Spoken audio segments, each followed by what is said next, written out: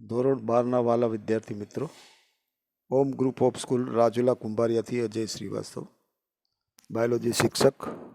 Online અભ્યાસમાં આપ સૌનું હાર્દિક સ્વાગત કરું છું. આજે આપણે લેસન નંબર 4 પ્રાજનિક સ્વાસ્થ્ય એનો અભ્યાસ કરશું.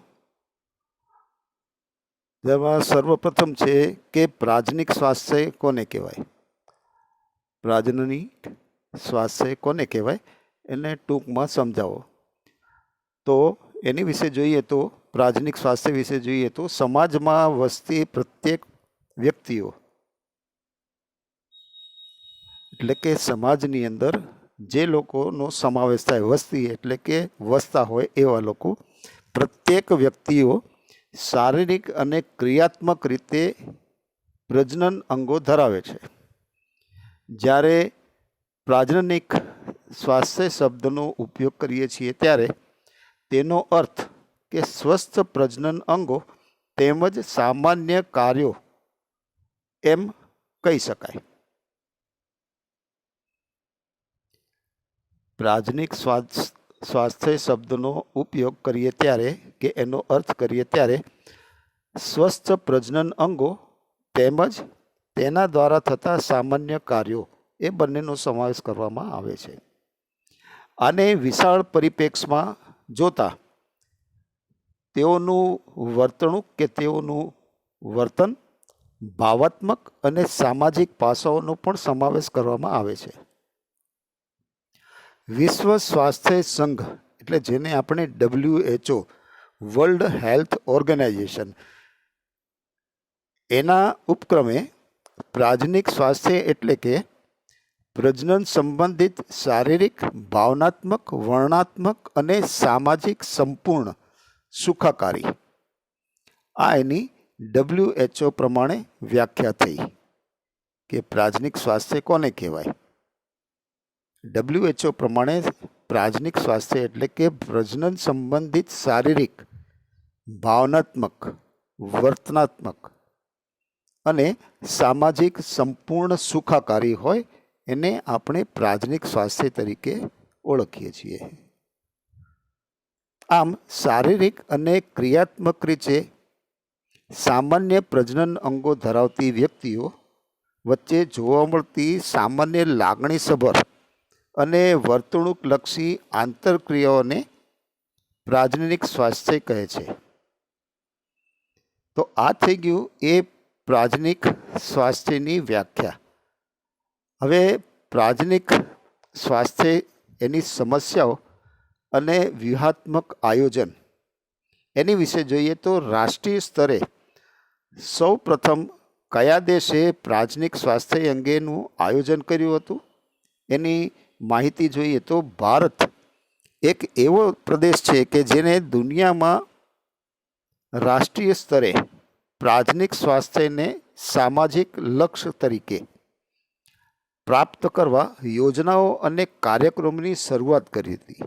એટલે આખા વિશ્વમાં આ ભારત એવો પ્રથમ દેશ છે કે જેને રાષ્ટ્રીય સ્તરે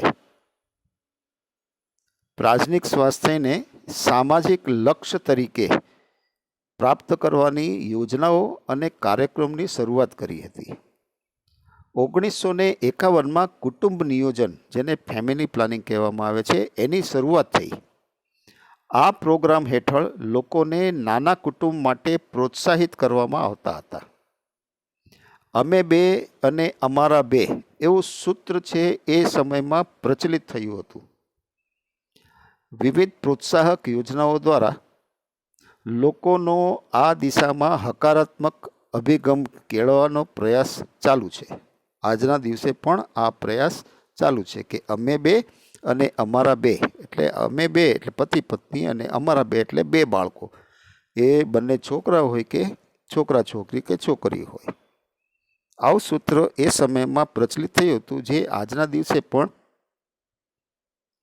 આ દિશામાં જ હકારાત્મક અભિગમ કેળવવાનો પ્રયાસ ચાલુ છે. હાલમાં પ્રજનન અને બાળ સ્વાસ્થ્ય સંભાળ, પ્રજનન અને બાળ સ્વાસ્થ્ય સંભાળ તેને RCH એટલે કે reproductive and child health care કાર્યક્રમ વડે પ્રજનન સંબંધિત વિશાળ ક્ષેત્રોને આવરી લેવામાં આવ્યા છે. આ કાર્યક્રમો અંતર્ગત પ્રાજનિક સ્વાસ્થ્ય સમાજ તૈયાર કરવા સુવિધાઓ અને પ્રોત્સાહન પણ પૂરું પડાય છે. તો આની અંદર સરકારી કે સરકારી સંસ્થાઓ કયા કાર્યો કરી શકે? તો સરકારી અને બિનસરકારી સંસ્થાઓ એ દ્રશ્ય શ્રાવ્ય છાપકામ કે પ્રચાર પ્રસાર ની મદદથી લોકોમાં પ્રજનન સંબંધિત પાસાઓ અંગેની જાગૃતિ લાવવાનો પ્રયાસ કરે છે. દ્રશ્ય શ્રાવ્ય એટલે કે ટીવી, જેમાં આપણને દ્રશ્ય પણ દેખાય અને શ્રાવ્ય એટલે કે સાંભળીએ પણ.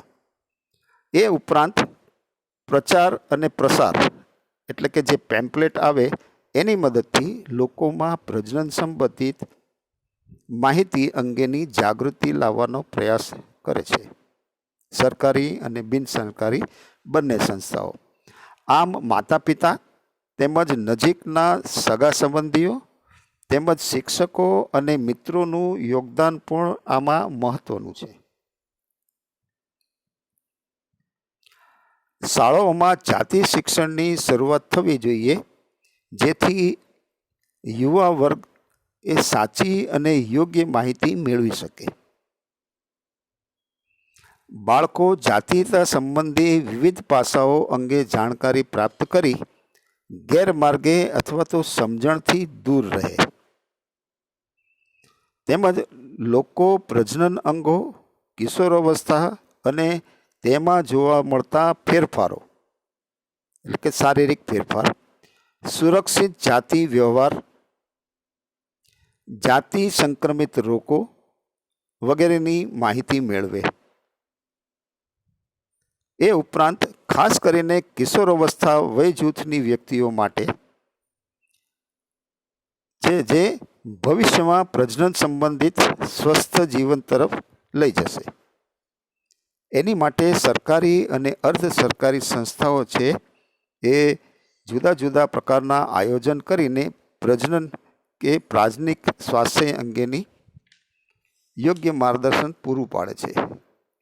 એ ઉપરાંત નવ પરિણીત યુગલો, લગ્ન વય જૂથ ધરાવતી વ્યક્તિઓને જન્મ નિયંત્રણ વિકલ્પો, ગર્ભવતી માતા, પ્રસવ બાદ શિશુ અને માતાની કાળજી તેમજ સ્તનપાનનું મહત્વ, છોકરો અને છોકરીઓને સમાન તક વગેરે અંગેની શિક્ષિત કરાય છે કે શિક્ષણ આપવામાં આવે છે. અનિયંત્રિત વસ્તી વૃદ્ધિની સમસ્યાઓ, સામાજિક દૂષણો, જાતિ હિંસા વગેરે અંગે જાગૃતતા કેળવી લોકોને તેને રોકવા સક્ષમ બની જવાબદારી એ સમાજની રચના કરે. આ બધી માહિતી છે એ સરકારી અને બિનસરકારી સંસ્થાઓ છે એ આપે છે અથવા તો શિક્ષિત કરે છે. હવે આપણે પ્રાજનિક સ્વાસ્થ્ય મેળવવા માટેની મૂળભૂત જરૂરિયાતો કઈ કઈ છે? તો એની અંદર જોઈએ તો પ્રાજનિક સ્વાસ્થ્ય પ્રાપ્ત કરવા માટે મજબૂત માળખાકીય સુવિધાઓ, વ્યવસાયિક કુશળતા અને સાધન સામગ્રીની જરૂરિયાત હોય છે. લોકોને જાતિ સંબંધિત સમસ્યાઓ જેવી કે અફળદ્રુપતા એટલે કોઈ યુગલ હોય એ લોકોને બાળકો ન થતા હોય તો એને અફળદ્રુપતા કહેવામાં આવે છે. ત્યારબાદ ગર્ભધારણ તેમજ પ્રસૂતિ કે એસટીડી એટલે કે સેક્સ્યુઅલી ટ્રાન્સમિટેડ ડિસીઝ તેમજ ગર્ભપાત, ગર્ભનિરોધક કે ઋતુસ્રાવ સંબંધિત સમસ્યાઓ વગેરે માટે તબીબી સલાહ એટલે કે ડૉક્ટરની સલાહ અને સંભાળ પ્રાપ્ત કરવાની જરૂર છે.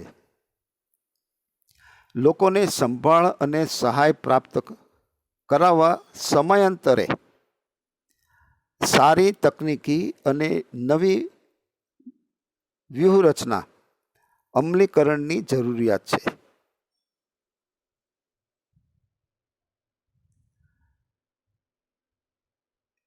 સ્ત્રી ભ્રૂણ હત્યા રોકવા કાયદાકીય પ્રતિબંધ.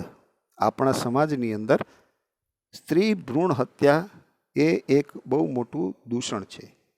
તો એને રોકવા માટે કાયદાકીય પ્રતિબંધ તેમજ લિંગ પરીક્ષણ કરવા ઉલ્વજળ કસોટી. ઉલ્વજળ કસોટી જેને અંગ્રેજીમાં એમ્નિયોસેન્ટેન્સિસ કહેવામાં આવે છે, પર વૈધાનિક પ્રતિબંધ એટલે કે જે આ માતાના ગર્ભની અંદર જે ગર્ભ છે એ છોકરો છે કે છોકરી છે એ તપાસવા માટે ઉલ્વજળ કસોટી કરવામાં આવે છે. એની ઉપર પણ પ્રતિબંધ હોવો જોઈએ. ત્યારબાદ બાળ રોગ પ્રતિરક્ષા એટલે કે એની અંદર રોગ પ્રતિકારકતા માટેની રસી આપવામાં આવે છે. આ બધું મહત્વપૂર્ણ કાર્યોમાંનું પણ આયોજન કરાય છે. એમ્નિયોસેન્ટેન્સિસ પદ્ધતિમાં વિકસતા ભ્રૂણ ફરતે રહેલ જે ઉલ્વી પ્રવાહીમાંથી થોડી માત્રામાં ગર્ભકોષો અને દ્રાવ્ય પદાર્થોના પૃથ્થકરણ માટે લેવામાં આવે છે. હવે આ પ્રવાહીનો ઉપયોગ છે એ જનનિક અનિયમિતતા કે ડાઉન સિન્ડ્રોમ કે સિકલ સેલ એનિમિયા કે હિમોફિલિયા જેવા જનનિક રોગોની જાણકારી માટે કરાય છે. ઉલ્વ કસોટી એ સામાન્ય રીતે કોઈ જનનિક ખામી હોય કે અનિયમિતતા હોય એને ચકાસવા માટે હોય છે, જેવી કે down syndrome, sickle cell anaemia, haemophilia જેવી કોઈ જનનિક તકલીફ હોય કે કોઈ એવો રોગ હોય એને તપાસવા માટે આ એક ઉલ્વ કે ઉલ્વજળની કસોટી કરવામાં આવે છે. પણ આજના દિવસે આ કસોટી છે એનો દુરુપયોગ થઈ રહ્યો છે.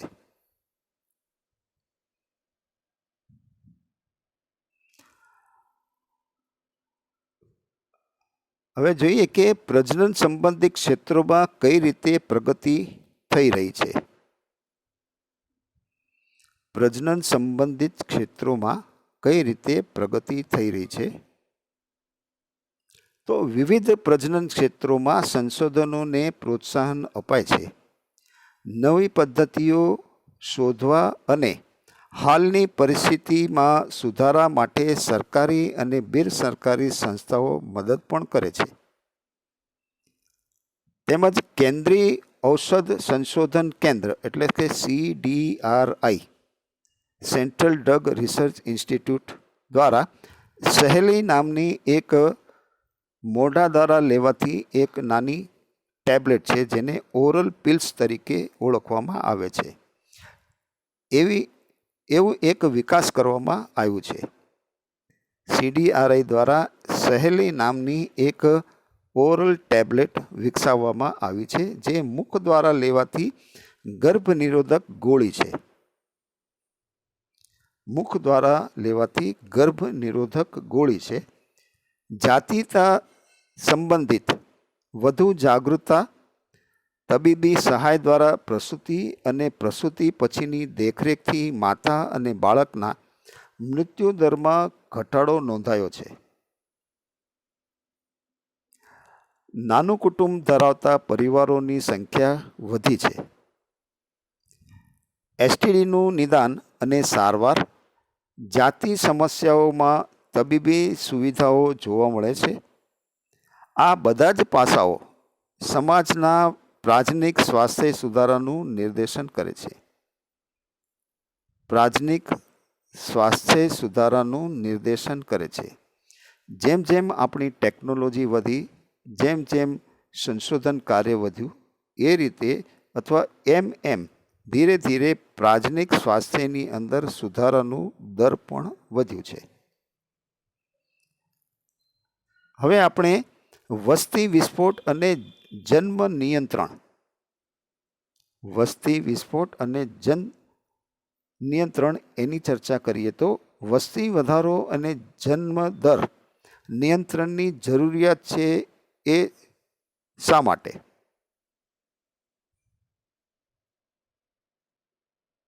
તો વિવિધ ક્ષેત્રોમાં જોવા મળતા સાર્વત્રિક વિકાસને કારણે વિવિધ ક્ષેત્રોમાં જોવા મળતા સાર્વત્રિક વિકાસના કારણે લોકોની જીવનશૈલીમાં નોંધપાત્ર સુધારો જોવા મળે છે.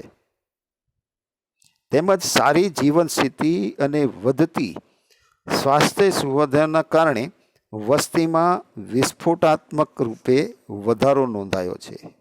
એટલે કે વસ્તીમાં વધારો થયો છે.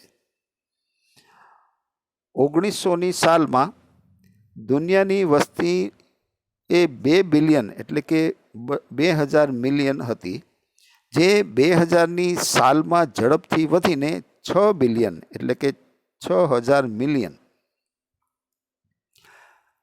ત્યારબાદ 2011માં 7.2 બિલિયન થઈ ગઈ.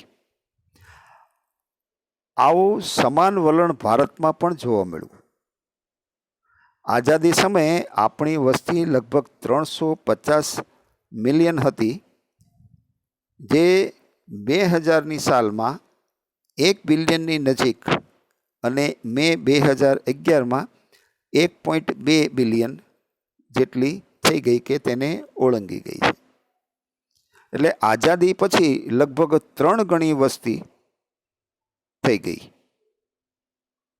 એટલે 2011ની સાલના વસ્તી ગણતરીના અહેવાલના આધારે વસ્તી વૃદ્ધિ છે એ દર 2%થી પણ ઓછો એટલે કે 20,000 પ્રતિ વર્ષ.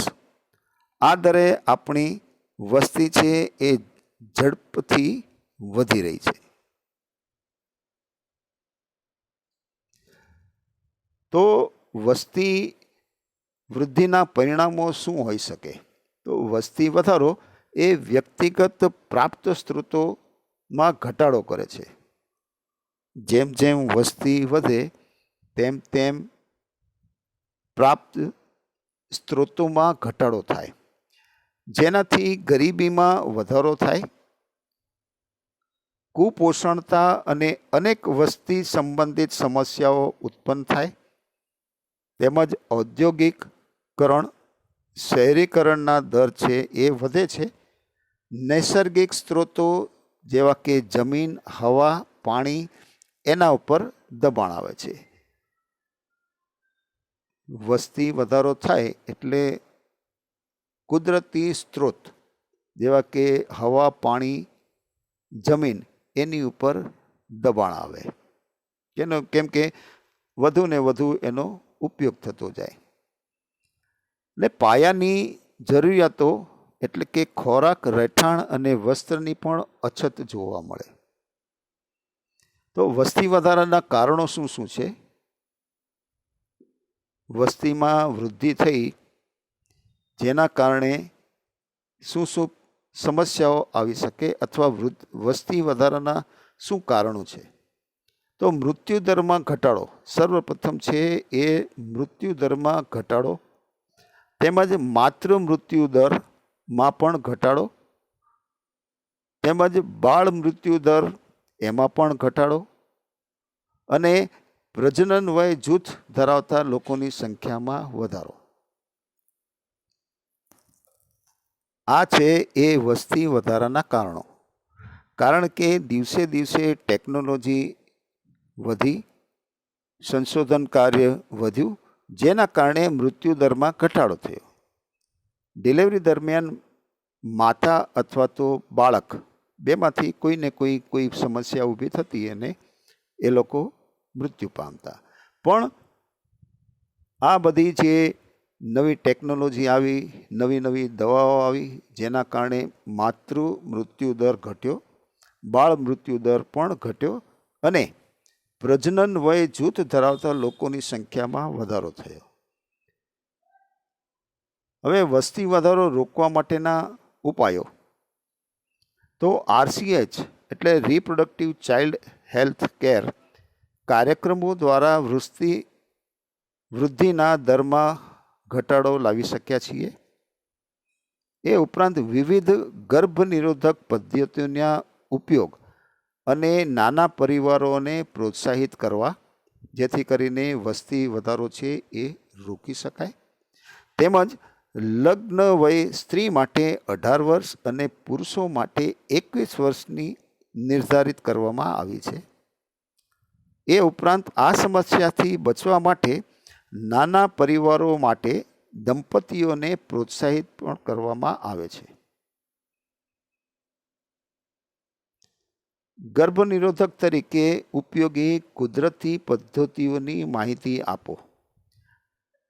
એટલે કે ગર્ભ ન રહે એની માટે કુદરતી કઈ કઈ પદ્ધતિઓ છે એની વિશે આપણે માહિતી મેળવીએ તો સામયિક સંયમ એટલે કે યુગલે ઋતુચક્રના 10 થી લઈને 17મા દિવસ દરમિયાન સમાગમ છે એ ટાળવો જોઈએ. કારણ કે આ સમય દરમિયાન અંડપાતની શક્યતા અને ફલનની તકો છે એ વધુ હોય છે, જેને આપણે ફલન સમયગાળા તરીકે ઓળખીએ છીએ. આ સમય દરમિયાન સમાગમ ન કરવાથી ગર્ભધારણની શક્યતાઓ છે એ ઘટે છે. એને આપણે સામયિક સંયમ તરીકે ઓળખીએ છીએ. બીજું છે બાહ્ય સ્ખલન અથવા સંવનન અંતરાલ. એટલે કે આ પદ્ધતિમાં પુરુષ સાથીદાર સમાગમ દરમિયાન વીર્ય સ્ખલન પહેલા શિશ્નને બહાર કાઢી યોનિ માર્ગની બહાર વીર્ય સ્ત્રાવ કરે છે, જેને બાહ્ય સ્ખલન અથવા તો સંવનન અંતરાલ તરીકે ઓળખવામાં આવે છે. એ ઉપરાંત ત્રીજી એક કુદરતી પદ્ધતિ છે જે દુગ્ધ સ્ત્રાવ એમેનોરિયા. એટલે કે આ દરમિયાનમાં ઋતુચક્રની સ્ત્રીમાં ગેરહાજરી હોય છે. પ્રસવ પછી ભરપૂર દુગ્ધ સ્ત્રાવ દરમિયાન અંડપાત અને તેની ઋતુચક્ર થતું નથી. માટે જેટલા દિવસો સુધી માતા સ્તનપાન કરાવવાનું ચાલુ રાખે ત્યાં સુધી ગર્ભધારણની શક્યતાઓ લગભગ નહીવત છે. પરંતુ આ પદ્ધતિ લગભગ પ્રસૂતિ પછી 6 મહિના સુધી જ અસરકારક હોય છે.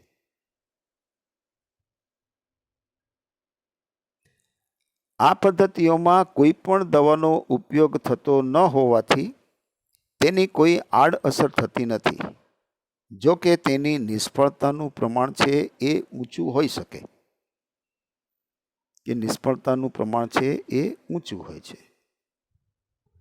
તો આ થઈ ગઈ ગર્ભ નિરોધક કુદરતી પદ્ધતિઓ કે જે સામયિક સંયમ, બાહ્ય સ્ખલન અને દુગ્ધ સ્ત્રાવ એમેનોરિયા.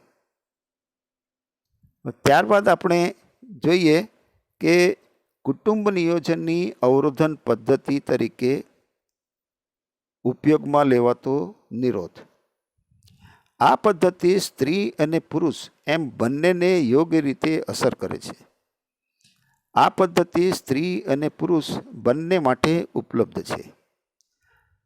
તેમજ સંક્રમિત રોગોથી પણ રક્ષણ મળે છે.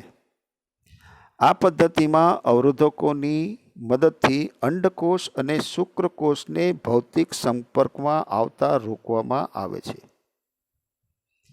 ભૌતિક પદ્ધતિ કે જેમાં પાતળા રબરના બનેલા નિરોધનો ઉપયોગ કરાય છે, જેના ઉપયોગથી પુરુષના શિશ્ન અને સ્ત્રીઓની યોનિ તથા ગ્રીવાને સંવનનના થોડા સમય પહેલા ઢાંકી દેવામાં આવે છે.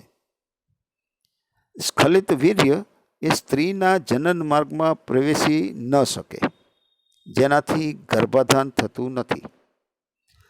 નિરોધનો ઉપયોગ હાલના સમયમાં ખૂબ જ વધ્યો છે, જેના કારણોમાં તેનો ફાયદો એ છે કે તેનો ઉપયોગ કરનાર વ્યક્તિ એ સંક્રમિત રોગો અને એડ્સથી બચી શકે છે. આ જાતે જ પહેરી તેમજ નિકાલ કરી શકાય તેવા છે. ઉપયોગકર્તાની ગોપનીયતા જળવાઈ રહે છે, તેમજ આંતરપટલ, ગ્રીવા, ટોપી અને વોલ્ટ્સ પણ રબરના બનેલા અવરોધકો છે, જેને સ્ત્રીઓના પ્રજનન માર્ગમાં સમાગમ દરમિયાન ગ્રીવાને ઢાંકવા માટે દાખલ કરાય છે.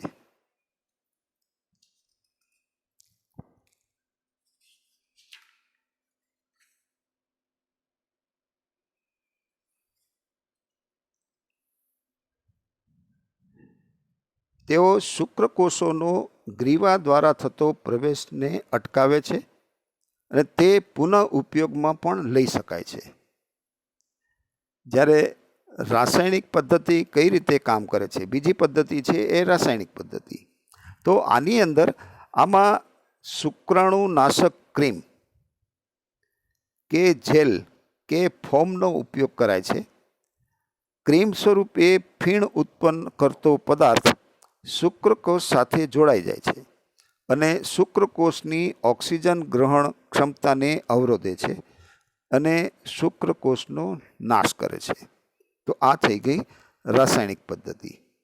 એક હતી એ ભૌતિક પદ્ધતિ અને બીજું છે એ રાસાયણિક પદ્ધતિ. હવે આપણે આઈયુડી એટલે કે શું અને તેના પ્રકાર અને એની અસર જોઈએ.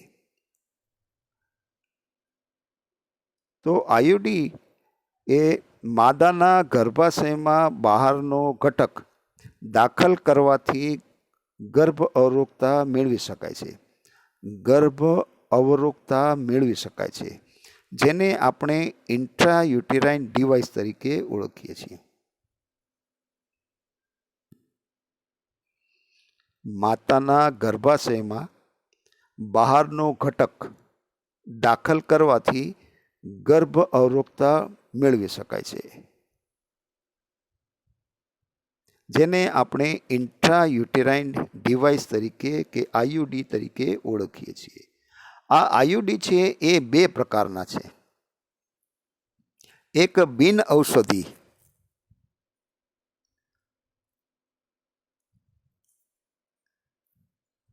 ઉદાહરણમાં લિપ્સ લૂપ કોપર મુક્ત કરતું આયુડીસ, જેને સીયુટી એટલે કોપર ટી, CUS મલ્ટીલોડ 375, અને બીજું છે એ અંતઃસ્ત્રાવ મુક્ત કરતા આયુડીસ. એક છે એ બિન ઔષધિ છે અને બીજા છે એ ઔષધિ છે કે જેમાં અંતઃસ્ત્રાવ, ઔષધિ એટલે કે અંતઃસ્ત્રાવ મુક્ત કરતા આયુડીસ, જેમાં પ્રોજેસ્ટાટ અને LNG-20 જોવા મળે છે અથવા તો પ્રાપ્ત થાય છે. પ્રોજેસ્ટાટ અને બીજું છે એ LNG-20 કે 20. આયુડીસ ગર્ભાશયની અંદર શુક્રકોષોના ભક્ષણમાં વધારો કરે છે. આ ઇન્ટ્રાયુટેરાઇન ડિવાઇસ કે જે બહારથી દાખલ કરવામાં આવેલો ઘટક એ ગર્ભાશયની અંદર શુક્રકોષોના ભક્ષણમાં વધારો કરે છે અને મુક્ત થતા કોપરના આયનો એ શુક્રકોષોની ગતિશીલતા અને ફલન ક્ષમતાને અવરોધે છે. તેની શુક્રકોષની ગતિશીલતા અને ફલન ક્ષમતાને અવરોધે છે. આ ઉપરાંત અંતઃસ્ત્રાવ મુક્ત કરતા આયુડીસ એ ગર્ભાશયને ગર્ભધારણ કરવા માટે અયોગ્ય બનાવે છે અને ગ્રીવાને શુક્રકોષ માટે પ્રતિકૂળ કરે છે. આમ આપણે જોયું કે બિન ઔષધિ આયુડી અને બીજા છે એ અંતઃસ્ત્રાવ મુક્ત કરતા આયુડીસ કે જે શુક્રકોષને નકામા બનાવે છે કે અફલિત બનાવી દે છે. હવે આ આયુડીસ છે જે સ્ત્રીઓમાં ગર્ભધારણમાં વિલંબ કે બાળકો વચ્ચે સમયગાળો ઈચ્છતા હોય તેમના માટે એ આદર્શ ગર્ભ નિરોધક છે.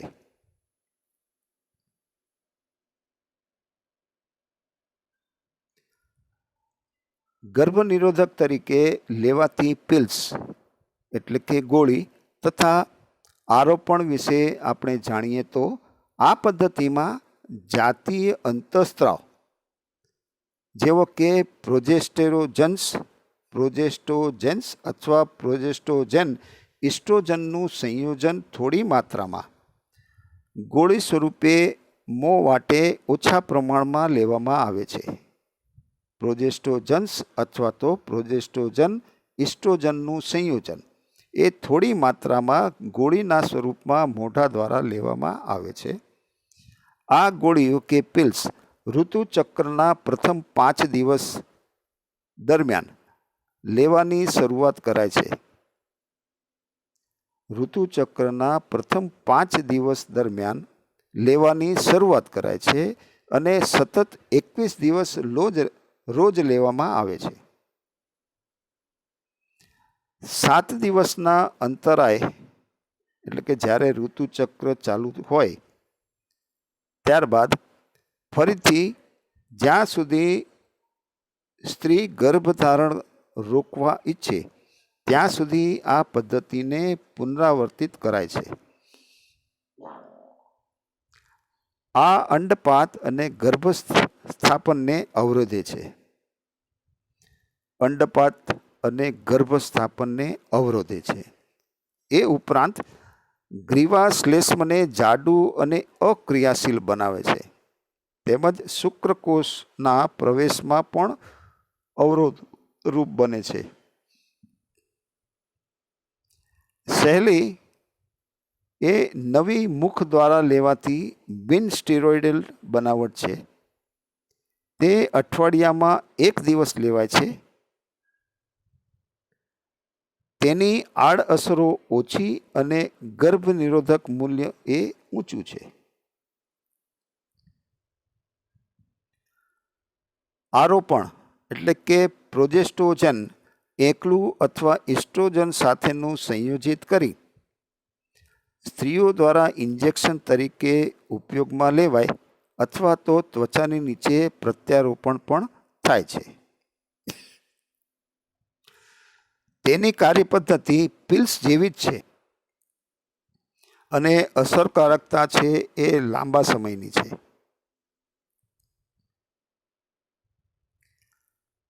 સમાગમના 72 કલાકની અંદર પ્રોજેસ્ટોજન્સ કે પ્રોજેસ્ટોજન ઇસ્ટ્રોજન સંયોજનનો અથવા આયુડનો ઉપયોગ એ આપાતકાલીન ગર્ભ નિરોધક તરીકે ખૂબ અસરકારક છે.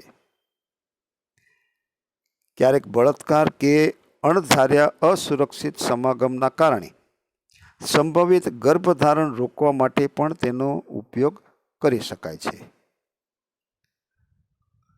આજે આપણે અહીં વસ્તી વિસ્ફોટ, જન્મ નિયંત્રણ તેમજ ગર્ભ નિરોધક તરીકે ઉપરાતી કુદરતી પદ્ધતિઓ તેમજ કુટુંબ નિયોજન માટેના અવરોધન પદ્ધતિ એની વિશે માહિતી મેળવી. છેલ્લે આપણે આયુડી એટલે કે ઇન્ટ્રાયુટેરાઇન ડિવાઇસ કે જે ગર્ભ રોકવા માટે કે ગર્ભની અંદર અવરોધકતા માટે બહારના ઘટકોનો ઉપયોગ કરીએ છીએ અને ગર્ભ નિરોધક તરીકે લેવાતી પિલ્સ અને તેના આરોપણ વિશે માહિતી મેળવી. આવતીકાલે આમાં થોડુંક આપણે આગળ વધશું. આજે અહીં વિરામ લઈએ છીએ. દરેકે આ જેટલું અત્યારે ભણ્યા એ બરાબરથી વાંચીને સમજી લેવું.